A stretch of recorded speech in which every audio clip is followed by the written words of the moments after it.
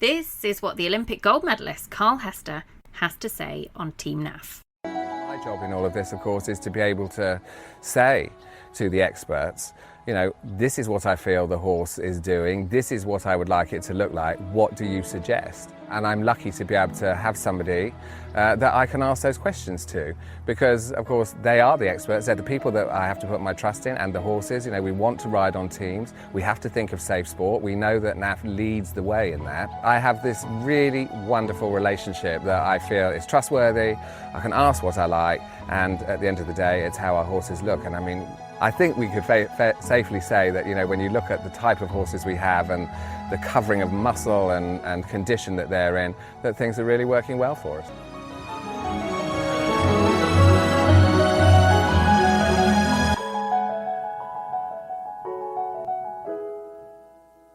Oh God, it's so exciting. Happy Hail Bob Day. It is a happy Hail Bob Day. That was Arilo coming into the competition. Eventing manager is back. Best show that we have, Alphabetti Spaghetti. Looking forward to seeing quality horses. I mean, you're a bit of an eventing geek just like us. Welcome to the Echo Ratings Eventing podcast, and listeners, we have got a cup of tea for you live from Badminton. And I have got a young lady who is a Team NAF rider, and she is making her 5-star debut this weekend. Rose Nesbitt, it is lovely to have you with us. Thank you for having me. It is our pleasure. You have done your dressage today. We'll come on to that in a second. But all I will say first of all, first Badminton, first 5-star. How is it feeling?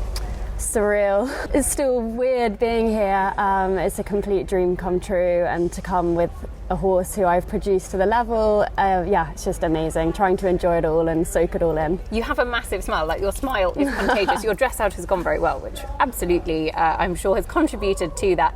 Tick 1 in the box. But how has your week been so far? Because we've had the first horse inspection, but it's a bit different from a normal 3-day, in so much as it feels like a big old build-up, and you finally get here and you get to those stables. What is that like? Yeah, it's amazing feeling. My horse actually really thrives on staying away. He loves being he knows he's at a big competition. He's been to Blenheim, been to some big competitions, but this is a new level. He's pretty relaxed character. He just comes out, and I've worked him, and he takes the surroundings in, and yeah, he definitely knows he's somewhere special. And what was your dressage like? You scored a 33.3. It looked very, very good from our perspective. Are you happy? Yeah, really happy with him. First 5-star, first time doing that test, or first time riding through it, but in a proper arena being judged. It's different. And really pleased with him. He's very rideable. He's got a great brain. He did definitely go in there and went, whoa, the crowds, but no, I was delighted. There were no major mistakes. The changes weren't perfect, but a lot of the work was really nice, and there's still a lot to come from him. So he's still a relatively young horse, so it's exciting, what he can produce hopefully in the future. I was going to say, it's always nice, isn't it? He's an 11-year-old, but it's his first time at the level, your first time at the level, you'll both learn tons from it. That actually it's quite nice having some still in the locker. Yeah, really nice. And if he's scoring a 33 on our debut, then hopefully it's only going to get better. It's only a matter of time. Hopefully, yeah. And what was the atmosphere like in there? Because I've never seen Badminton. Everybody is so happy to be back. There is such a buzz about the place. Did that feel like that in the arena as well? Yeah, definitely. And I was actually thinking, being sort of Thursday, that it might be a bit quieter, but God, you went in there and he saw the crowds, and you could definitely feel a huge buzz around the place, and everyone wanting to watch every second of it. And tell us about EG Michaelangelo. Jack, as he's known at home to his friends. You've produced him, as you say, up the levels. Unbelievably rewarding to bring a home-produced horse to both of your first 5 stars. But what is he like as a character? Oh, he's got a huge character. He knows he's quite special. I bought him from GHF Equestrian, Vicky Tufts and Andrew Williams, as a 5-year-old, and I've done everything with him.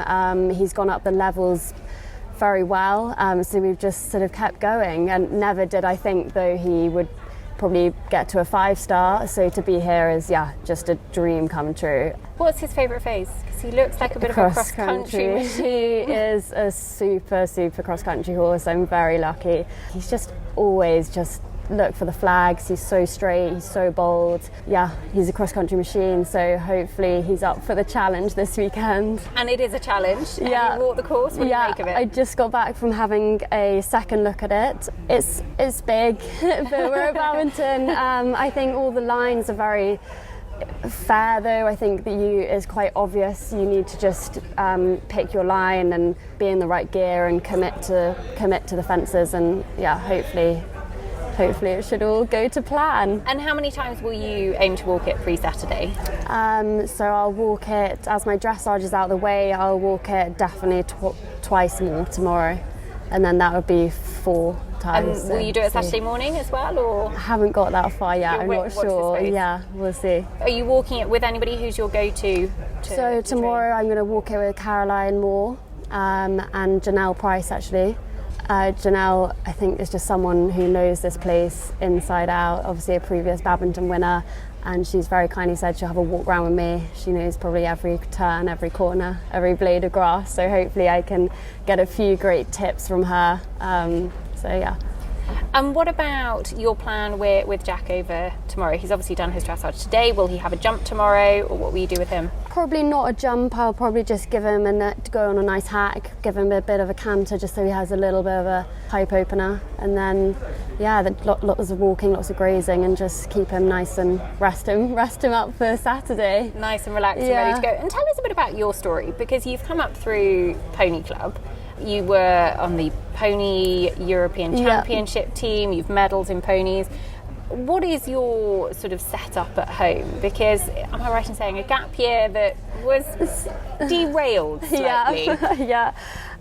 So I went to university. That was always sort of a plan. I wanted to go. I did history of art at Oxford Brookes. Nothing to do with eventing, but I loved it. And then just juggled doing the horses at uni, and then after uni I always wanted to give horses a proper go, just because at uni it's quite hard to balance the two.